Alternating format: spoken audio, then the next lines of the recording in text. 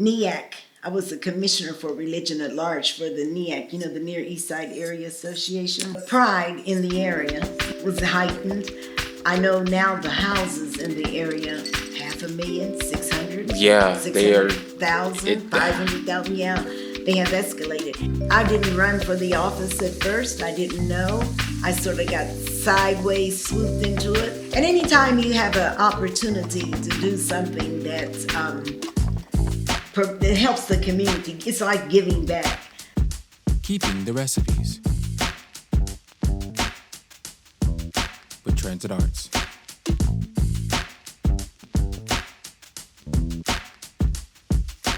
I'm trying this.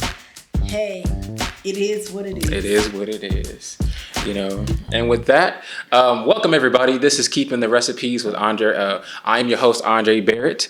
And before we go ahead and get started, and I'll introduce my awesome guest. I would like for everyone, if you would like to listen to any more of our podcast or even watch our videos of us speaking with different elders and seniors in our community, you can check us out at keepingtherecipes.com or on Buzzsprout at Keeping the Recipes, or on Spotify and Apple Podcast, all under the name Keeping the Recipes. Also, we are now recording our episodes via video. So if you would like to actually watch some of our episodes, they will be on our YouTube channel, Transit Arts.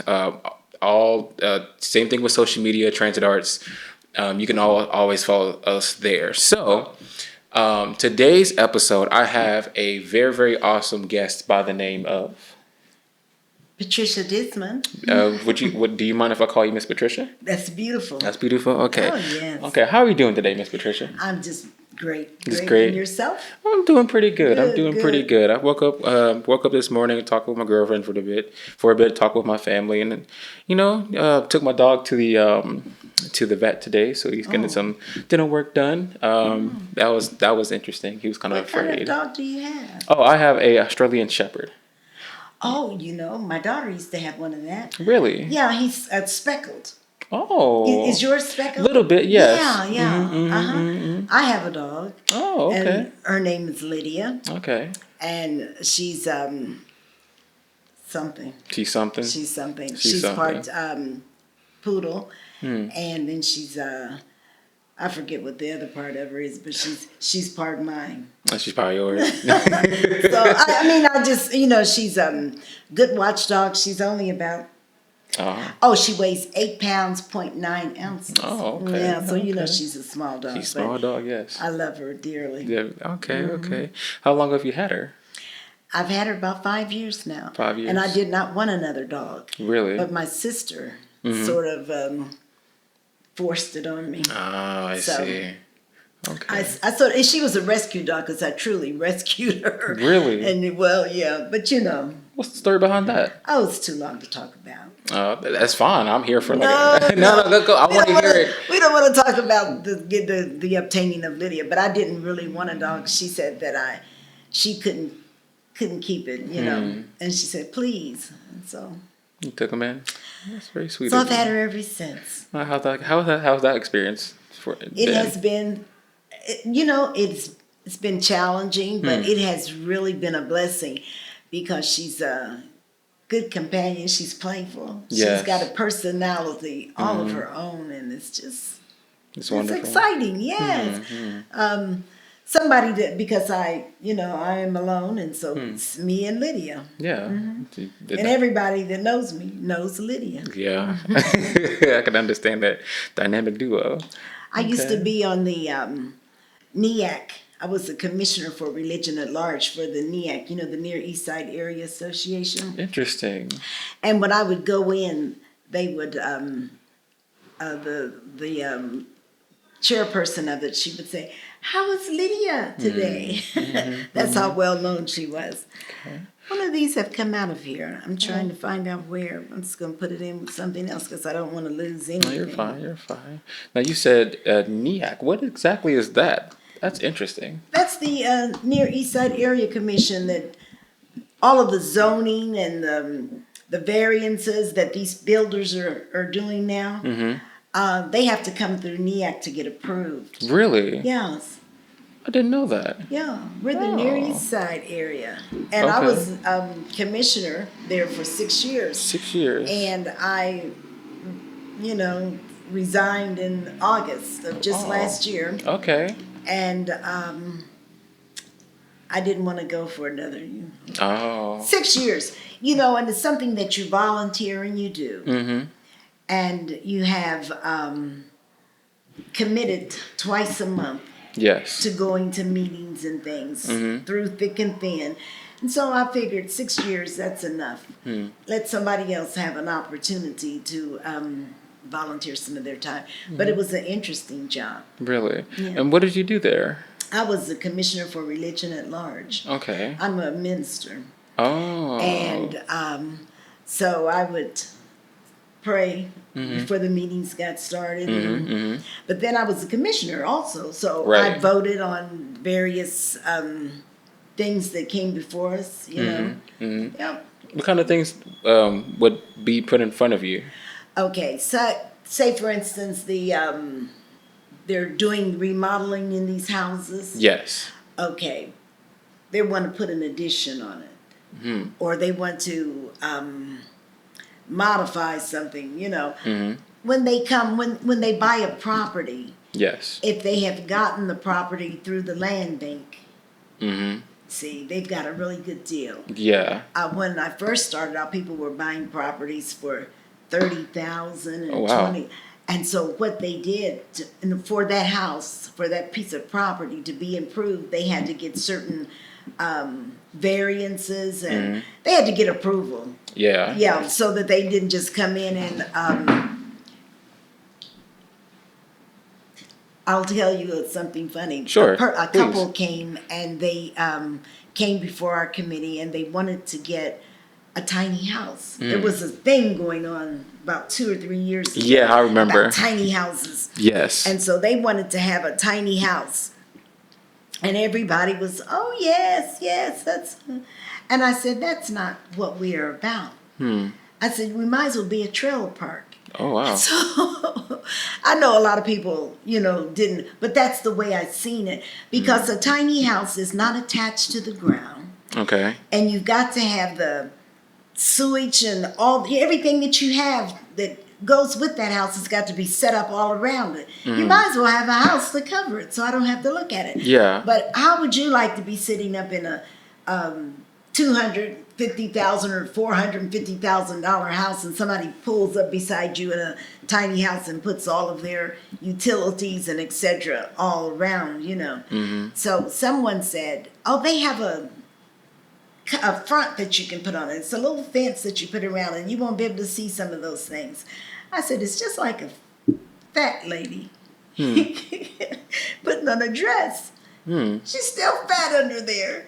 And so that's, but I just didn't like the concept of the tiny house. And I'm glad that I spoke up because I see that other areas have dejected them also, But they came, they thought they would try us.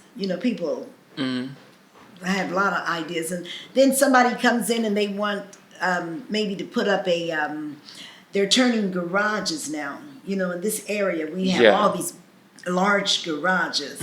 So you don't want to tear the garage down. Right. But it's square footage. And because we're so dense in this area, they're now taking these, they don't call them the garage. They're now called the carriage house. Yes.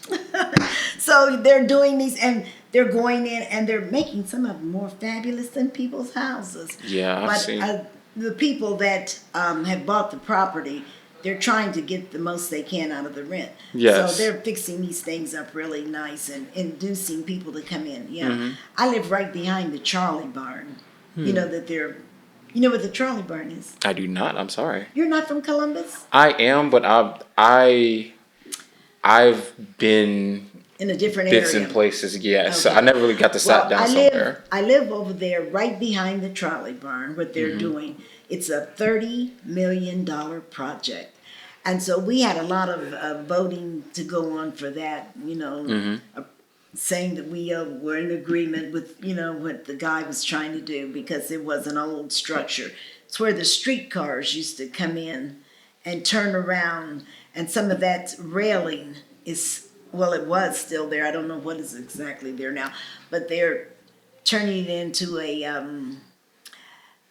what are they? A multi-purpose building, and it's still going to retain its historical significance. Supposedly, they're going to have a brewery over there. Oh wow!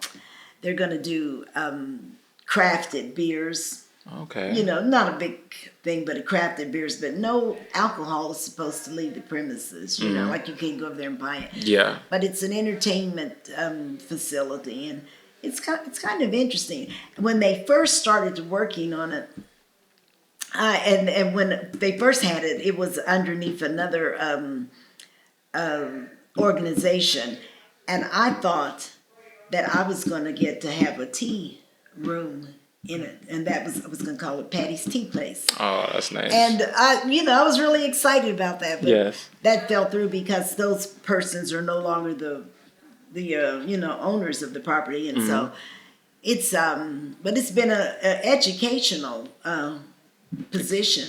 Really? I have learned all kinds of things that I didn't think I would ever need to know. So, you don't know what you don't know until somebody tells you. It's very true. So I had a lot of, pretty well broadly experienced in a lot of stuff. But then when they came in and they, Annie, I can't think of her. Annie Womack.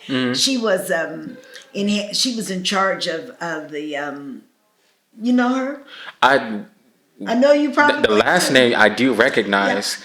Well, she's she was one of the commissioners, and she was in charge of the housing, and so they would meet out at a house. Somebody wanted to tear down their garage, so they would have to meet out there, and the members, no matter what the weather, and they had to go out and. See if it was something that they wanted to have torn down, and when you tear it down, what are you going to put in its place? What are you trying to do? And so, she was very good, but it was interesting. It was interesting, and the apartments down on the corner of Brighton and Ohio, those beautiful townhouses that they've erected there, all those things are gorgeous.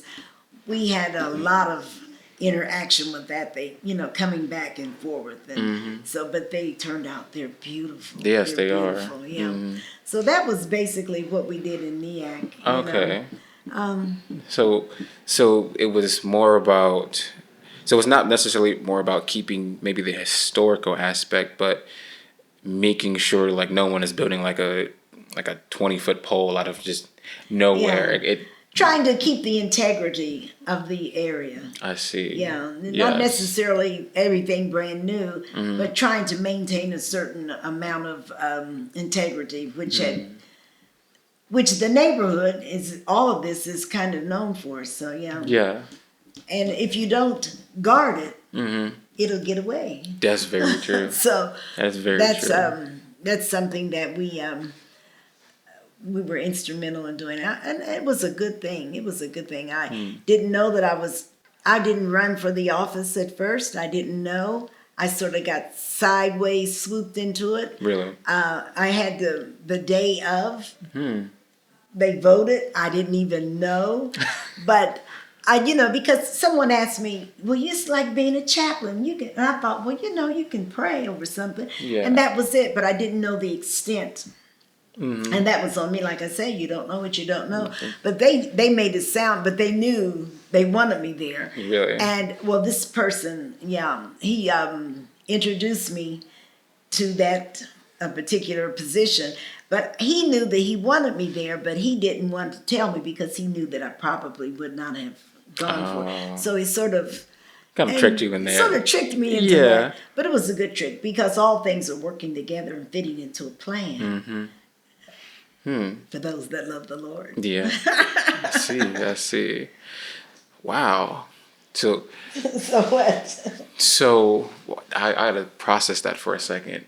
Now, to be thrown into such a really serious job.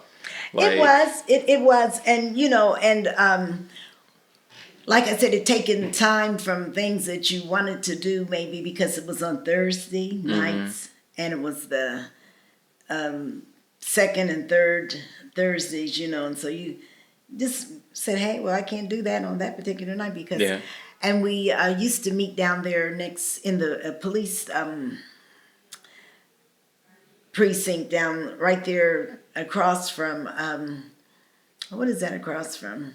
Next to the Salvation Army, I think it is, on Main Street. Yeah, I think I know what you're talking about. And so we used to meet in that building, and it was interesting. Many a night we would stand out there banging on the door to get in, and it would be cold because some police and police business. They're doing their stuff, and somebody would have to come from the back to come and let us in. But it was all in all, it was interesting. Really? Yeah. So what did you take away from that experience? Like everything that I just said. But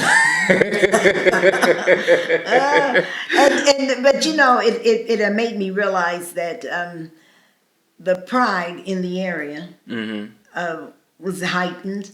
I know now the houses in the area are going for $500,000, 600. Yeah, 600,000, 500,000. Yeah, they have escalated, and it's all due to the fact that we maintained, because of what we did down there. We helped to maintain the area. Yeah.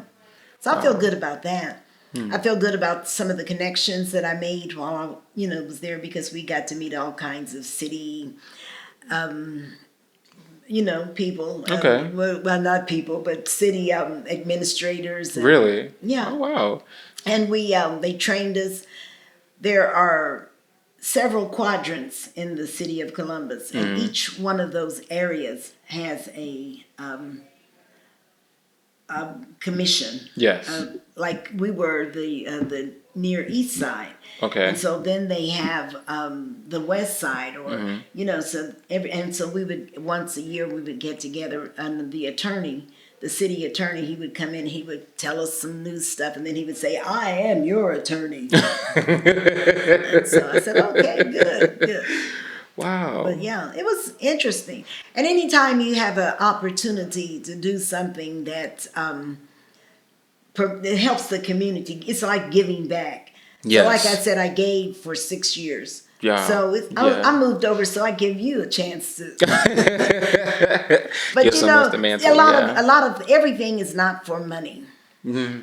And sometimes although we need money, because in the Bible it says that money answereth all things. A lot of people don't know that, but it says it in the Word. Interesting. And so when you understand that it answers all things, but there's some other things that you can do after you get the money that would be more beneficial than, because money in itself can't do anything. It's just a form of currency. Yes. Yeah. And so you've got the money piled up. Now, what are you going to do? What are you going to answer with that money? Okay. Because if the Word says it answers all things, what things are you going to let it answer? Yeah. Are they all going to be selfish things, or are you going to spread it around? And I think that's a good thing to do. So you may not pull it out in dollars and cents, but you pull it out of your time, and your time is worth money. Yes, it is. And so when you pull it out, and you volunteer and do things, it makes for the whole community becomes better. Yes. Not being so selfish. I know this climate that we're in is just. Don't want to talk about that, but we pray that people would. And I see since the shutdown, there are people that are more giving. You see that, and so I'm glad for that. Yeah. I would definitely say there has been a huge increase, which understandably of like wanting to take care of you and your family first. But I've also seen, like, especially now that it seems like the pandemic is slowly starting to rise up. Yes. I've seen so much more community, and the idea of community being pushed. Right. And it's a wonderful, wonderful thing. It is. And I duly miss it. I really do miss it. And from what you're explaining, you've been about community for the last 6 years. Like, that's That's a long time. 6 years is a very long time. And wait a minute. So you say, I'm gotta go on vacation next week. And I'm just saying when you were when I was on the committee on the commission, and I said, well, I'm going out of town, and you feel so strange because you try to plan it so that it's not going to be anything really important. And and so you sort of live, your life sort of revolves around your position. And so, but it all worked out. Yeah. What was the moment in which you thought maybe it is time for me to step away from this? Well, when we were doing Zoom last year, and I had my computer bellied up, and so I'm still trying to do the Zoom. So I can't do it and I'm calling in on the phone, and I'm not being really active. And I'm thinking, I'm tired of doing this. I think it's time to let someone else do it. And then there a lot of tension about various projects. I just said, this is not something that I want to be a part of anymore. They're doing a good job. We did a good job. When I was there, we did a very excellent job, which is evident. But I said, it's time. It's time. Yeah, there's other things to do. Yeah. Yeah. And what do you do now? That we're kind of transitioning. Well, I just had a knee operation, so I'm not doing too much of anything. That's why I was saying coming up those stairs. Yes. But like I said, I'm a minister. I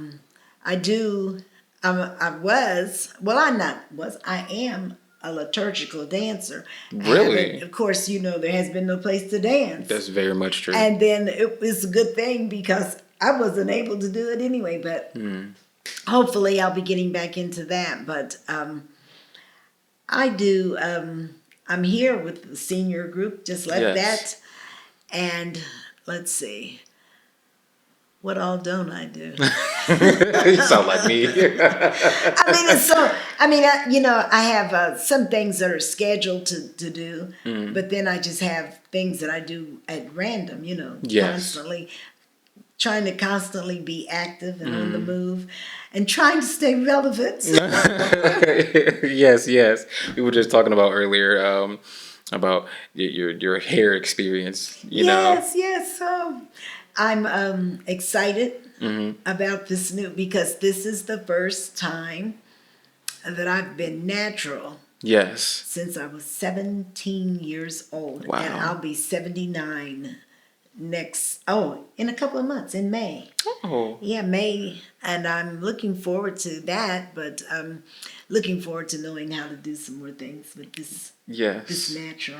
Yes, it is definitely experience. It's a lot of work. Yes, it is. Yeah. I didn't realize I started to go natural about. People say you're gonna save money again. Not true. But Not it's in the something. beginning, yeah. And rather than I say this because I might turn around tomorrow and decide I want perm back because it was easy. But you're trying to let your body not have the poisons. Yes. Ingested through your scalp. So. Yeah, going natural is experience. Yeah. It's all, but if you never do anything new, if you just keep on doing the same thing that you've always done, you'll always be in the same place that you've always been. And that's not good. No, it's not. Because you're supposed to grow. Yes. And the word says, and I say a lot of things about the word, but that's who I am. And the word says that after God looked down and brought the everything, all the chaos into order, and he looked and he made the man, and then he told him, he said, go and be fruitful. Well, you can't be fruitful just sitting there. Even the trees that you think that are stationary are spreading out their roots, and another little tree pops up over there. And he's telling the man and the woman, replenish this earth. And so you've got to get up and you've got to move and you've got to do things. And I understand that everybody doesn't have that kind of mindset, but I think that you need to you have to be intentional sometimes. Sometimes you don't feel like it. Yes. Sometimes but like if you have a job, you don't always feel like going to the job. But intentionally, you have set your mind, I'm going to do that because at the end of this period, I'm going to obtain this prize, which is your paycheck. Yes. And so that's the way you have to do with various things in your life. You said, I don't know. I don't feel like it, or this is something that's out of my realm, but you push forward and you do it anyway. Yes. And because at the end, there's a reward for it, whether it's better health, better cognizant health, or whatever it is, you'll be the winner and you'll be further ahead, and everybody that's back there, you'll be waving to them. And they'll say, well, how did you get there? You said you've got to be intentional. You've got to put one foot in front of the other. Yes. You got to keep pushing, keep pushing. Step at a time. But it's interesting. I have a sister, and she's 70. Wow. And she has got so much energy. And since I had this operation and this shutdown, she has been there. But she intentionally gets up and keeps going, and she's a fantastic lady, and you just see her and her energy, Yes. and she outdoes some young people all the time. I mean, she's got, I'm just saying, she's got nieces and nephews and son, and she outdoes them all. Wow. Yeah, but she's just, not that she's super strong or anything like that, but because she has set her mind, I'm going to reach that goal up there. And so, in order to get there, you've got to start the steps. Yeah. So, wow. Yeah. Okay. Keep moving forward. Keep Step moving at a time. forward. Yes, with everything in life. And young people, especially, I see them sitting around on the phone. The games and on the phone and stuff. Where are you trying to get? What are you trying to get out of this? Life is but a vapor. And what are you going to get out of this small vapor? Are you going to just, with the phone or the games, computer games, or are you going to do something? Are you going to make a mark? Yes. And it's not a mark for the whole world to see, but it's a mark in your area, your friends, a mark in your family. Everybody can't be famous, but everybody can be infamous to their family. Ooh, yeah. I like that. Do you like that? I do like that. I just I like that. That does make a lot of sense because, like, I'll see a lot of young people because I work with young people, and growing up in that environment myself, like when we were on the phone, all we really do see is like this quote unquote the successful people.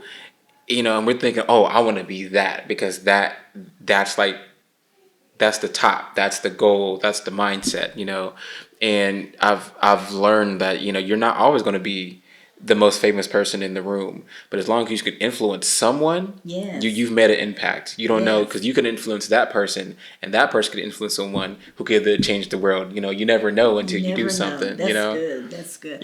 I have a thing where, like when I'm ministering and I'm thinking, if I can just get one person, yes, to get a clear vision, yes, and I know, like you said, I know that it will just catapult because I talked with her, and then she tells her friend, "Girl, do you know?" And the next thing you know, she's told somebody, and so now a lot of people are in possession of the information that God has allowed me to, and that's how we spread the word, and spread the gospel. Yes. That's how we broaden the kingdom, and we say, Lord, strengthen my cords, and stretch my cords. It's like a tent that it's in the word, and it says, stretch forth my cords and lengthen them, so that my tent will cover a portion of this ground.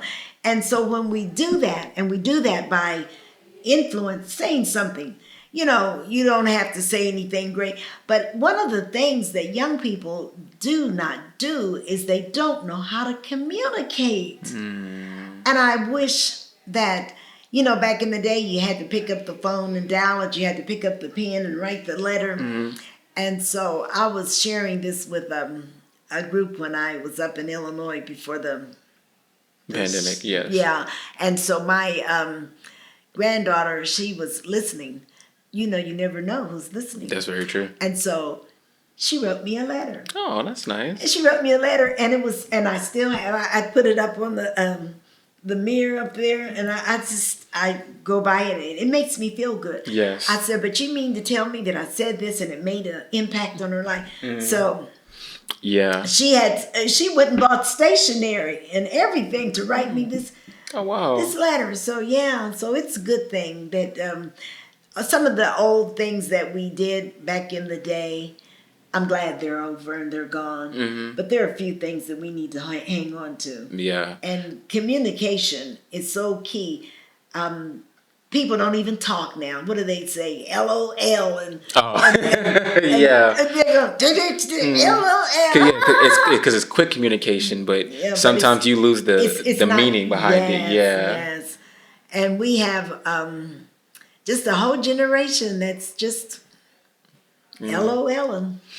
Yeah. You know, But they're not doing it in person. Wouldn't it be better to be with your person and laugh you're not wrong. instead of just LOL? Because the impact is not the same. No, it's not. The same dendrites aren't put into play. You know, you are very much correct. Yes. When you're LOLing on a computer and then when you're doing it in person.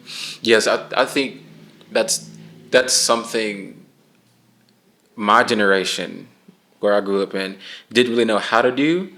And funny enough, I was just talking to a young man on Tuesday because he was going through something, and it took him time to really communicate what he really needed to say. But when he finally did, it was like, oh well, it's an easy fix. I just, he was upset because his mom was running around, she was running late, and he couldn't he didn't get to switch in his dance clothes, right? And he didn't want to dance in his school clothes because his pants leg would drag, and it was hard for him to dance, and he was upset about that. And at first, he didn't really know. I think he just didn't know how to communicate that, But he was, you know how kids can be. They're running around, they're upset, they pouting and stuff like that. And it wasn't until about 40 minutes later, and I told him, I was like, I cannot help you unless you communicate what the problem is. And until you do that, I cannot help you. Right. And when he finally did, it was like, oh, it's an easy fix. Boom, boom, swear up his pants. He was dancing his butt off. He was having a good time, So teaching communication, it is so actual communication. I think is really, really important. Because I'm guilty of it too. I was sending a quick text to someone like, haha, hello, but well, we all do it, and it's good to have advanced technology, but we need to do things in moderation. I look at the internet and I see the young girls get all, oh, I want to look like that. But they don't realize that it's been, what are they, photoshopped? Yes. And that the person was stiff in this position, one position, so they could, get the best picture. They said, oh, that's not your best light. Turn this way so that, you look better that way. But they're trying to be what they see in someone else. And like these celebrities living these lives, oh, they're doing this and they're... But listen, that was just one day. Yeah. You didn't get to go home with them that afternoon and see how they did and what they did. Or you didn't see them that morning before. You didn't see them 10 minutes before they started to That's very true. Do this. So I would just like young people to know that they're valuable. Yes, they are. That they have value. There's value in them. And that they can do so many things. Set your mind on, like I said, on a goal. And then go after it. I was listening to T.D. Jakes. And he was saying, where do you want to go? He said, well, do you speak that language? He said, you have to, he said, if that's what, you're not in that arena yet, but you have a desire to be there. He said, everything about that subject that you want to know, or that's available to know, not what you want to know, but what's available to know. Study it. Learn the language. Learn the lingo.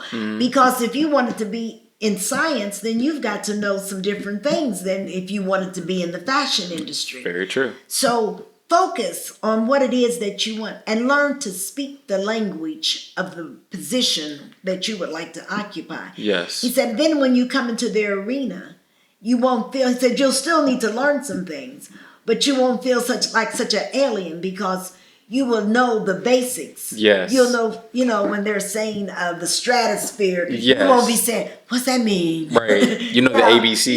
Yeah. And he said, learn the language of where you want to go. And I thought that was so impactful. I said, wow. Because we have, and that's not LOL. No. That's very true. So, I just think that they don't have the value. They don't have a lot of self-worth. And I see a lot of, I don't know why I'm going here, but I see a lot of suicides among young people. Mm. And if they only knew how valuable they were. Yes. And how valuable life is. Mm-hmm. And that this life, it's not the only life that they're going to, it's not, on this side, it's not the only place they're going to be alive. Because they will be alive. Mm. They don't know it. One place or another. And, hopefully they'll choose the better. Yeah.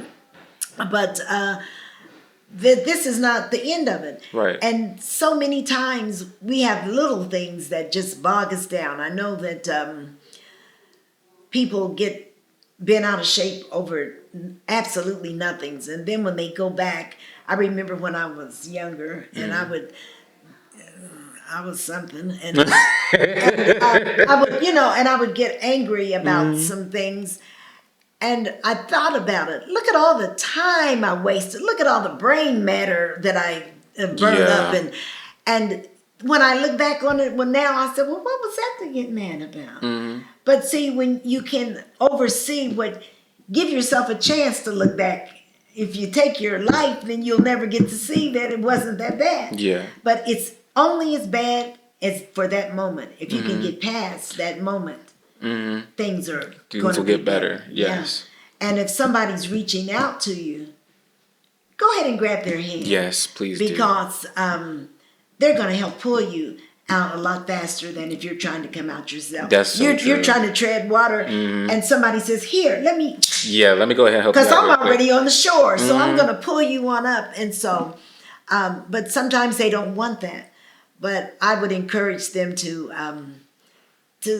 be close with somebody. It could be an old lady like me. Or, maybe we'll come that. No, that's fine. That's fine. Keep that in. I'm keeping that in. But I'm just thinking. I don't even know why. But yes, I do know why. Because the Holy Spirit put it on me to say, and it's something that needed to be said. Yes. Yeah. Please reach out. Please reach out. Reach out. Yes. Because the best people the people you look up to, they didn't do it by themselves. Oh no. They couldn't have done it by themselves. They drove themselves crazy. And it's a good thing to share experiences, not with everybody. Not with everybody. But to find somebody somewhere that you can have a camaraderie with, so that you can talk things over with. And then hopefully that somebody is wise enough to see if something's not going right with you, that they would advise you or send somebody else to help to rescue you. Yeah. Yes. I don't know. Thank you. Thank you for letting me get that in. No, it's because it's important. That's important. Honestly, that's what the podcast is about. It's because I speak to my grandmother a lot. About a lot of different things. And she helps me see something from a better perspective, and from someone who has lived life a lot longer than I have, and she has way more wisdom than I do. So even if I don't necessarily agree, having that opinion has more often than not changed the way I do things. Good. For the better, because I've been a knucklehead a lot of my life, and so having my mother and my grandmother, having my mother and grandmother there to be like, hey, you might want to rethink that, sir. Just having them there, it's been nothing but a blessing. So please, if you have people in your life who watch out for you, who take care of you, have your best interests at heart, please reach out. It would change your life in more ways than one. I can attest to that. I can definitely attest to that. So, you have brought some awesome things today, and I would like to highlight that. What did you bring for us today? I brought you part of my collection of gems. Yes. I have always been interested in the little rocks that you find when you're a kid. Mm-hmm. I have gotten older, and so I decided that, hey, I can have a few of these. I don't have to have the big ones. Yeah. I've got a lot of jewelry, but I have just collected specimens of jewelry. And one of the things that got me really started on it is in reading the book of Revelations in chapter 4 and also in chapter 21, where they talk about, I know you heard about the pearly gates, yes, and the streets of gold and the jasmine. And so I just throughout the whole book, they're talking about jewels. And I just began to collect them and began to study the properties of them. And, yes. And I have these are pretty nice size as far as the collector goes for a multi-collection. Now, you have some bigger things, but of course you couldn't bring all that in here. Yeah, that's fine. But these are, this right here is called Labradorite. This is called Tanzanite, coming from the foot of Kilimanjaro there in Tanzania. Mm-hmm. And this is a generational gem. Really? Meaning that it only came into being and will only be here for just a small time because they discovered it in these caves back there in Kilimanjaro by accident. And they dug it. Oh, it was so beautiful and it's such a fantastic gem. They dug it out. All of the stuff that they did taking it out, I mean, they were just like going mad because everybody wanted a Tanzanite. Yeah. And so now the mines are closed. Really? Yes. I think they, I forgot the year that they found it, but the mines are now closed and there's no more mining of those, this Tanzanite. I guess there would be some scraps up in there. Yeah. But the government finally closed it down because they said, wait a minute, people are getting rich off this. And the ones, so like I said, they're no longer mining it, but it makes for a good piece to have in your collection. Yeah, it's beautiful. And I've got a Tanzanite ring. Oh, wow. Yeah, I was blessed to be able to get that.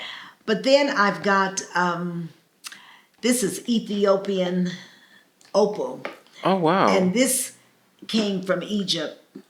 That's, isn't that pretty? That's a pretty stone. Wonderful. And that was big enough, they said, for me to do a ring with, but I don't want a ring. I just wanted to have it.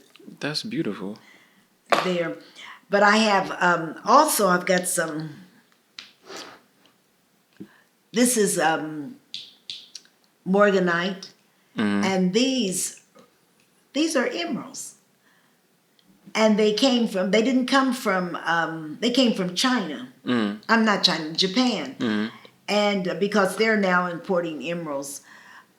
This is I think, what is this? This is an opal also. See the difference? Yeah. But this is an opal. And this is pretty. They someone had a necklace, cost a fortune. Someone had a necklace made out of all that opal. This right here is chrome dioxide. It looks a little bit like the emerald, but it's not. And it's chrome dioxide. And this comes out of, and it's going to not be around very much longer because it comes from Russia. Really? And they can only mine it 2 months maybe out of the year because it's so cold. It's up near Siberia, their mines. Okay. And so they can only get in and they can only get out so much material. But because of the war that's going on, I believe they're going to, in fact, I think I seen something scroll across the TV last night where they're going to stop they didn't say the gems, but I know that would be included. They're going to stop the importing of various things from Russia. They have, yes. Yes. And so, but I just have, this is really interesting here. This has got, this is a crystal, and it's got a bug in it. See that little thing in the center? Yeah. Yeah. Through the years, think about how old this piece of mineral is. Yeah. It's got that's a little bug up in there. Do you know what it is? Well, no. No? No, I don't. Somebody does. But no, and because think about it, it's thousands of years. Yes. It's been down in the cave, and some little bug flew in, like a little gnat maybe, and he got caught up into the making of that. So yes, and this is another bit of the jewels that I have. Oh, I see where that came from now. And so I've tried to collect a specimen from everything. Amethyst. I love amethyst. I've got a big amethyst at home, a big chunk in the raw. But this is amethyst, and I love that. And I've got a couple of amethyst rings because I'm very fond of the purple. The purple, royalty. Wow. And then this is something that I had. Oh, wow. These are all gems. Now, this is something that somebody did as a novelty, but it's all the gemstones from the, representing all the gemstones. This is an amethyst, and this is a red jasper, and this is aventure, and this is a jade. I might have those in a different messed up. But all of these, and this was something that belonged to my mother. Oh, wow. And I just thought it was so precious. And you can wear each one of them. Oh, that's so nice. But they just have they've made them into heart shapes. Mm-hmm. And I just thought that was interesting. That's amazing. Yeah. And these are made out of the stones, out of the earth. And you see, the earth is just full. And everything in the earth, all of nature, is doing their job. Like we talked about before, being productive and bringing forth fruit. Well, they have, and the earth is doing its thing. What happens is compression over time into, that makes these jewels, these gems. And so it's interesting that you can look at it and see the wonders of God. Wonderful. He said, man, look at this. And every color, you see that? Yes. And all these different colors are all, some people would say nature, but I know that it was God. Okay. Well, I think it's been about 40 minutes. I do want to respect your time. So my last question for you is, and honestly, you've been giving so much wisdom throughout this, but thank you for thinking that. no, you have. I really do think it's very important because hearing those perspectives, hearing those ideas, the stories and the wisdom, like you said before, you don't know how much it can impact a person. Right. Like even if it's just someone around the corner, that could be something that could be the snowball that causes them to change their life in a dramatic fashion, and in a better fashion too. So I always say, like, no matter who it is, you get advice to someone, it's your truth. Yes. And you don't know how much your truth can impact someone in a healthy manner. Is there something you would like to share with or tell younger generations? Something you would like for them to know? You've given so much today, but is there anything else you would like to share? Just to know that they are loved. Mm-hmm. God loves them. Yes. They may not know Him, but they can. But God is love. And to know that they are valuable. They are absolutely valuable people here on the earth. And just to be able to have been chosen to be here at this time. Yes. I mean, a lot of people take it for granted, but we were chosen for such a time as this. And there's something that they have that they need to impact the earth realm with. That's why they're here at this time. They could have been born back in the 1800s or so, or in the 100s. But because of the purpose that they possess, they are here now. Yes. And so a lot of things that people have been doing, they are honing skills they don't even know that they have. They've been reading the room that they haven't ever been in yet. And so they need to take what they have and what their better qualities are. Yes. And like TD said, hey, learn the language. Learn the language. Learn the language, and then you'll be able to talk in the arena that you want to enter into intelligently. Just always, and another thing, always be learning. Always be learning. Doing something new. Yes. Always, because that's the only way we're going to keep going, is keep moving and forward. learning and doing And doing. and learning and doing. And that makes life exciting. Yes, it does. Yeah, because people say, oh, I'm bored. I used to tell my children, you're what? Go You're do something new. What does that mean, you're bored? I said, people don't say that. That's a cop-out. It's a cop-out to say I'm too lazy to invest in something worthwhile. Okay. Well, this has been this episode of Keeping the Recipes.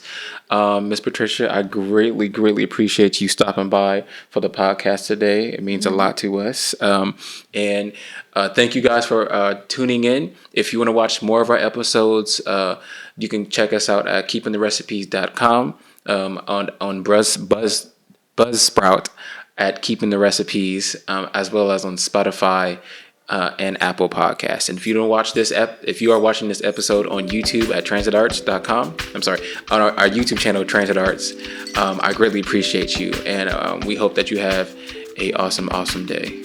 Thank you. Thank you. Thank you. Okay, that's it.